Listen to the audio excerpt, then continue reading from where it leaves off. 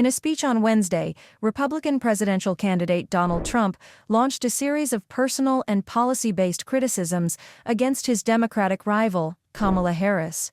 Some of Trump's allies, donors, and advisors have expressed concern regarding his attacks on the U.S. vice president's intellect and have suggested that he focus instead on Harris's policies' perceived failures while in office. Addressing supporters in Asheville, North Carolina, Trump avoided questioning Harris's racial identity and provided more detailed policy critiques than in recent appearances. However, he continued to attack the vice president, calling her stupid and deriding her laugh as a cackle, describing it as indicative of some big problems. Since Kamala Harris emerged as the Democratic candidate following President Joe Biden's withdrawal from the reelection race last month, she has significantly altered the campaign's dynamics. Polls have shown her narrowing the gap with Trump, with some indicating she has now taken the lead for the November 5th election. This shift has unsettled Trump's campaign, prompting him to respond with personal attacks. He has suggested that Harris, whose mother was born in India and whose father was born in Jamaica, has recently emphasized her black identity. Some of Trump's allies believe this strategy has negatively impacted his campaign.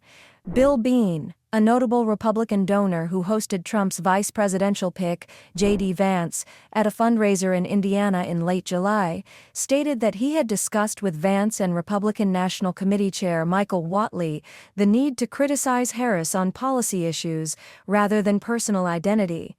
During the latter part of his speech in North Carolina, Trump focused on policy matters. If elected, he also vowed to reduce energy and electricity prices by 50% within 12 to 18 months, though he did not detail how this would be achieved. He reiterated his commitment to increasing oil production, including in Alaska's Arctic National Wildlife Refuge, where the Biden administration has halted new permits. Trump accused Harris of supporting a fracking ban, claiming that this position would be a significant disadvantage in Pennsylvania, a key swing state where fracking is prevalent.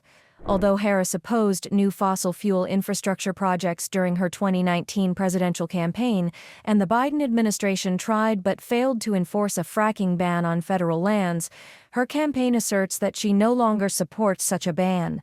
Before Trump's Asheville event, Harris campaign communications director Michael Tyler released a memo accusing Trump of neglecting the middle class by opposing union protections and supporting corporate tax cuts, among other measures. Harris is scheduled to visit North Carolina on Friday.